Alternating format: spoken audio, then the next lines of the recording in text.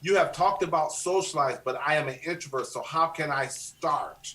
Oh, snap. Okay, I'm gonna give you my answer, but Evan is going to have a better answer because Wait, yeah, because he's an introvert, and I'm not an introvert. I am an introvert, guys.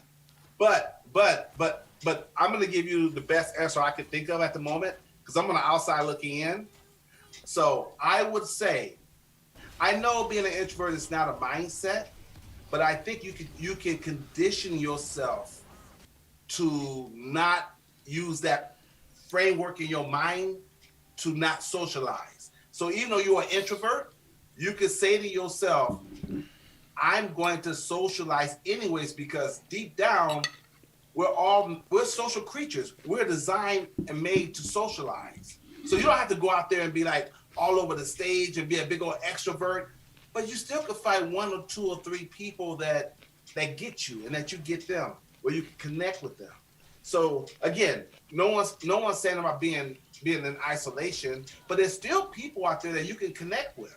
So that's socializing in itself right there. And sometimes if you're around two or three other people that you socialize with and you're in that group, when you need to go meet other people, but just by being around them, can I give you a good example? There was a guy in that it's weird, but he was a DJ that was in our little social clique or our little group. We go to the Grammys.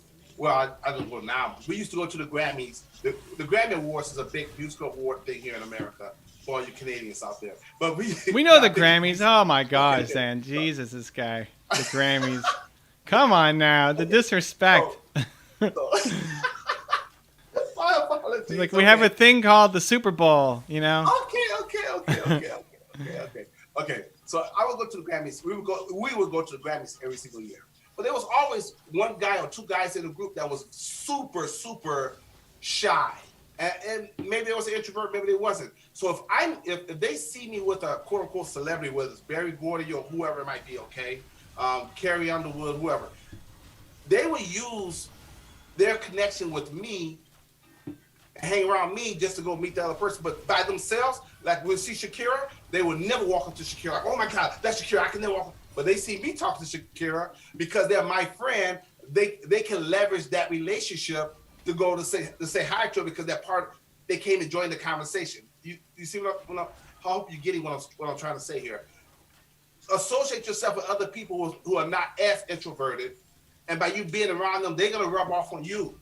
If nothing more, at least it's gonna break you out of that a little bit. Okay, I hope that's a good example. But Evan's got a better answer, as I promised. Let's go. Understand that you still want to help. You still want to serve. You still want to feel like you mean something to somebody. I think it was one of the biggest challenges I had of being an introvert was people don't see me as an introvert because they see me doing live streams and interviews and speeches and all this kind of stuff. But I am. But I also still want to help. I want to feel like the work I do is meaningful. I don't want to just sit on the couch all day long and never talk to anybody. The difference is introverts want to have meaningful conversations. So I don't hang out with anybody. I don't want to just hang out and grab a beer and sit on the couch and talk. Like that sounds like death to me. You know, but I want to be doing things that are meaningful. So that could be even here, like why not just live stream by myself, or why not just play by myself instead of doing a live stream? Well, because I want to make this time even more meaningful. And so when you're doing connections, the other thing introverts are great at is listening. You know, we don't need to be the center of attention. We don't need to talk. We can just listen. And so there was a video that Charisma Command made about me, and he called me a master networker.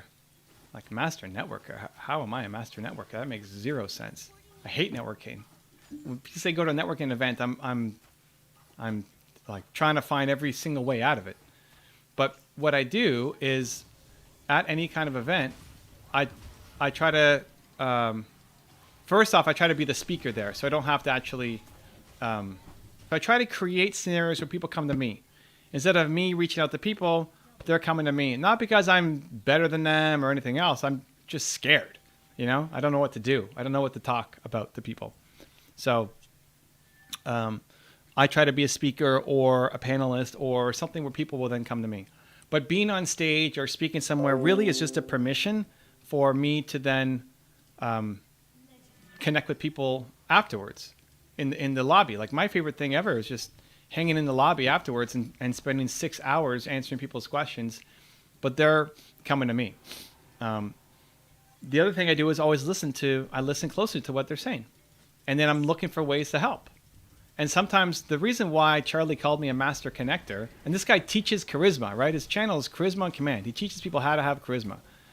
And he's calling me a master networker because he told me what he was looking for, and then I basically tried to help him find it.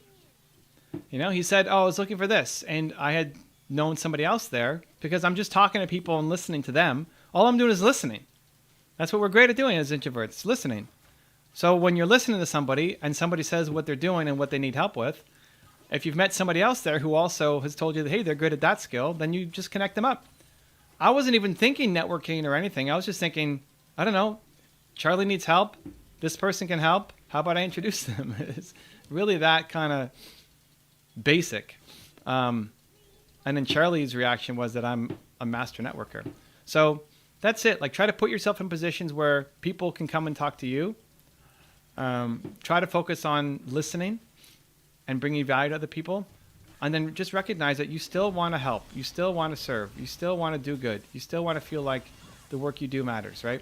And that involves other people. So just because you're an introvert doesn't mean you don't have a big mission inside you. Okay, can I add something onto that? Yeah. Okay, so I think introverts secretly have, they secretly have an advantage. That's what I think, because they're wired differently than us, quote unquote, extroverts. We like to talk. It's like we have the gift of gab. Introverts, they don't have the gift of gab, and I think that gives them a distinct advantage, and here's why. In the world of communication, you got listening and you got talking, right? And I think the listeners have a bigger advantage than the talkers. Because again, why did the universe give us 2 ears and 1 mouth? You heard that before. You can listen twice as much as you talk. But if you could be a great listener, which introverts kind of have that almost innately, then you can instruct your mind and your mouth on what to say better.